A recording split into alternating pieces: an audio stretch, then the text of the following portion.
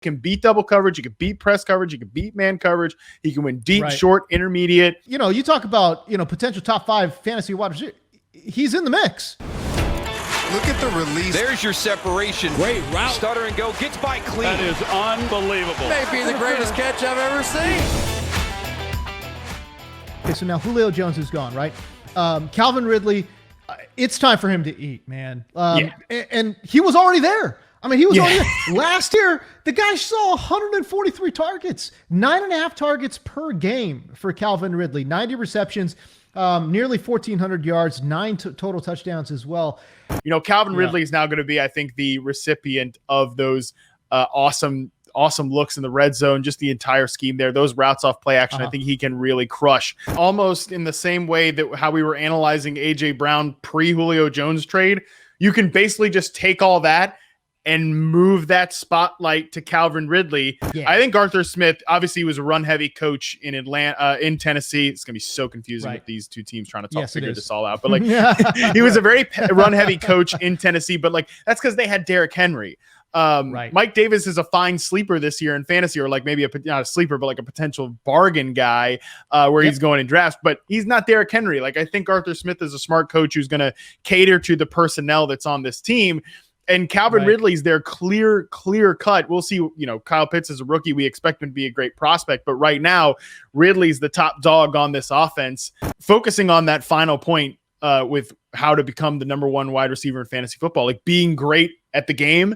Calvin Ridley is great at the game. Reception perception has been screaming this basically since he hit at the NFL field. And I think now the rest of the world is hip to it. But this is a guy that finished over the 90th percentile in success rate versus man coverage in each of his first 2 seasons. Really hardly any drop off there. 89th percentile last year. I mean, he has been a full-blown stud. I think he is on that Stefon Diggs, Antonio Brown axis of wide receivers in terms of outside vertical separators that obliterate man coverage. We've already seen Calvin Ridley operate without Julio Jones for extended time last year, as you mentioned. That's exactly right. And reception perception could kind of show you that, because at the beginning of the year with Julio Jones in the lineup, in and out, but in the games that Julio Jones played, Ridley was mostly the flanker receiver. And we talked about this designation a couple of shows ago, but he was that flanker receiver for the Falcons off the line of scrimmage, getting that free release. But then when Jones was out, the Falcons basically just started putting Ridley as their X, and defenses started to adjust. In his first couple seasons, nobody doubled Calvin Ridley because Julio Jones is there. But this year, his double coverage rate jumps up to 6.8%, which is relatively high, especially when we're talking about in just a few games there, it started bumping up. And his success rate on those double coverage attempts was 90.5%. He's shown he can be an alpha receiver. I'm looking at your numbers here, right? An 84% success rate on the dig, best in, charted thus far. 80% success rate on the post, 71% success rate on the 9. I mean, tremendous everywhere, but he was really good on deep routes. I mean, that's what, when you look at those numbers, that's what stands out to me. Great success on the dig post 9 corner.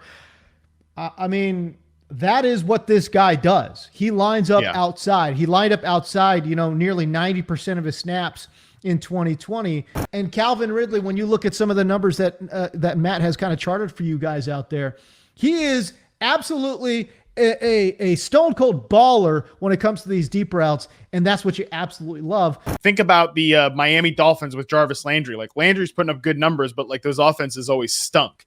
The Eagles, when they were running through Jordan Matthews, those offenses stunk. People immediately bring up well, what about the Patriots? Well, yeah, they always had Randy Moss or Gronk, and then when those guys started to fall apart, the offense looks like the 2019 Patriots, so that's what you're looking at there. You can't run an offense through those players. That's why the Steelers have throw the ball to Deontay Johnson a ton and want to get Chase Claypool involved. So it's just, that is something very important to when you're looking for projecting efficiency, projecting fantasy points and all that type of stuff. The ADP is enticing on Calvin Ridley. He was already going very high. I think he's clearly got to be a top 5 guy right now in fantasy. He does, I think, have the wide receiver 1 overall in his range of outcomes. I gotta be honest with you, man. The ADP is very enticing, Matt Harmon. We're talking about a guy that you could get in the second round that could potentially post top 5, top 3 fantasy wide receiver numbers. Give me that dude all day long.